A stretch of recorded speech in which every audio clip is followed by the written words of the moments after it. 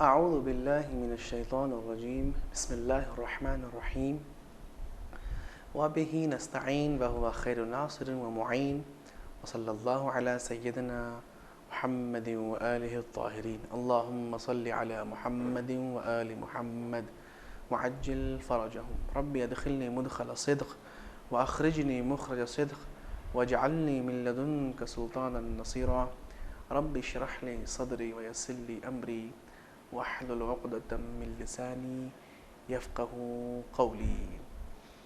नाज़रीन किराम, जैसा कि हमारा क्लास हुरूफ़ तहज्जी और उसको पढ़ने का तरीक़ा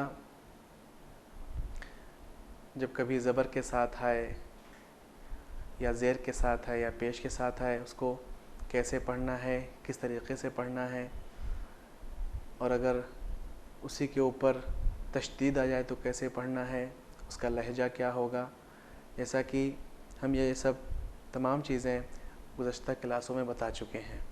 अब आइए आज का जो हमारा मौजू है, टॉपिक है, वो है खड़ा ज़बर। यानी हम इंशाअल्लाह आपको बताएंगे खड़ा ज़बर जब हुरूफ़ तहज्जी के ऊपर आता है तो किस तरीक़े से वो पढ़ा जाता है और लिखा जाता है। इंशाअल्लाह ये खड़ा ज़बर तमाम होने के बाद हम इंशाअल्लाह आएंगे खड़े ज़ेर की तरफ और उसके बाद पेश की तरफ। सबसे पहले हम आपकी खिदमत में अर्ज़ कर दें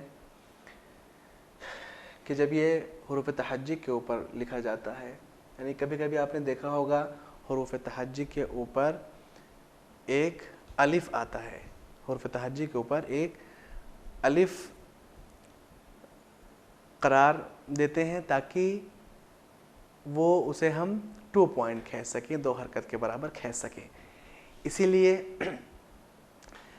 ये देखें हुरूफ़ तहज्जी, इसके ऊपर खड़ा ज़बर है, इसको जो है खड़ा ज़बर कहते हैं। किसी भी हुरूफ़ तहज्जी के ऊपर अगर अलिफ़ आ जाए तो उसे खड़ा ज़बर कहते हैं, यानी 2 पॉइंट, 2 हरकत के बराबर इसे खींच के पढ़ेंगे।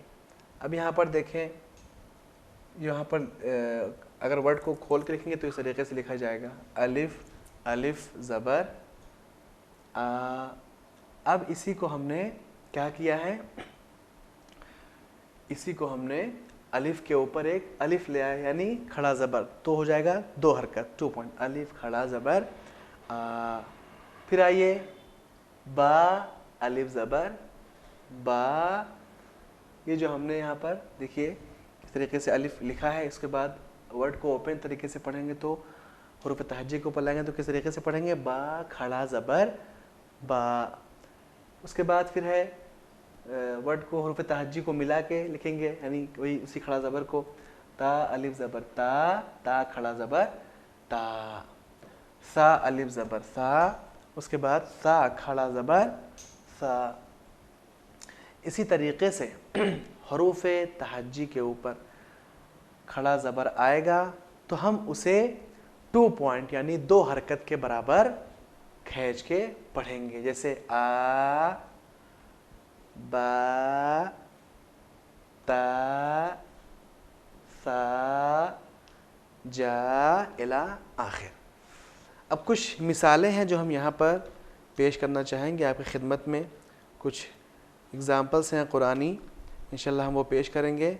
जैसे जो वर्ड में, जो कलमे में हुरूफ़ यानी तहज्जी जो वर्ड में उसके ऊपर खड़ा ज़बर आता है। जैसे एक एग्ज़ाम्पल यहाँ पे आपकी खिदमत में अर्ज़ करें हम,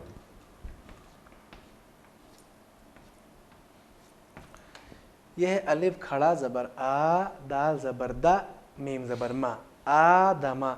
अब यहाँ पर ये अलिफ़ के ऊपर एक और अलिफ़ यानी खड़ा ज़बर, तो कितना खींचेंगे, 2 पॉइंट। हम नहीं पढ़ेंगे अदमा, अदमा गलत है, क्या पढ़ेंगे, आदमा।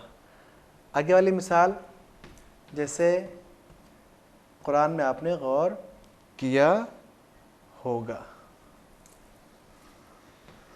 आगे वाली मिसाल ज़ाल खड़ा ज़बर ज़ा, लाम ज़ेली काफ ज़बर का, ज़ालिका। हम नहीं पढ़ेंगे ज़ालिका क्योंकि ज़ाल के ऊपर क्या है, खड़ा ज़बर, इसलिए यहाँ पर 2 पॉइंट पढ़ा जाएगा। आगे वाली मिसाल देते हैं आपकी खिदमत में हम,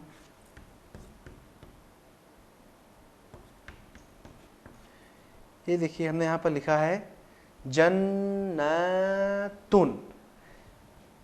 जन्नतुन, जीम नून ज़बर जन, नून खड़ा ज़बर ना, नून खड़ा ज़बर ना, क्योंकि यहाँ पर 2 पॉइंट खींचेंगे, ता दो पेश तुन, जन्नतुन।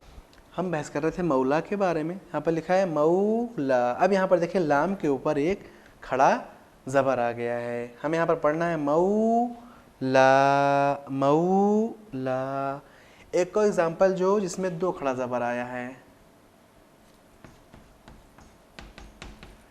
समावातिन। देखिए मीम के ऊपर खड़ा ज़बर, यानी वही जो अलिफ के बारे में बता रहे थे, वही अलिफ खड़ा ज़बर है। फिर उसके बाद वाव खड़ा ज़बर वा, ता दो ज़ेर तीन, समावातिन, समावातिन। यहाँ पर हम कितना खींचेंगे, 2 पॉइंट, मीम पर भी और वाव पर भी। क्यों? क्योंकि दोनों के ऊपर खड़ा ज़बर है। ये हमारी क्या कहते हैं, खड़ा ज़बर, यानी वही अलिफ जो होता है कुछ वर्ड पर, हरूफ तहज्जी के ऊपर, यानी कुरान मजीद में उस वर्ड के ऊपर खड़ा ज़बर आया, यानी वही अलिफ, उसको 2 पॉइंट यानी 2 हरकत के बराबर खींच के पढ़ेंगे। अब इंशाअल्लाह हम आपको अगले दर्स में बताएंगे कि खड़ा ज़ेर जब हरूफ तहज्जी के ऊपर आता है तो किस तरीके से पढ़ा जाएगा। वस्सलामु अलैकुम व रहमतुल्लाहि व बरकातुहू।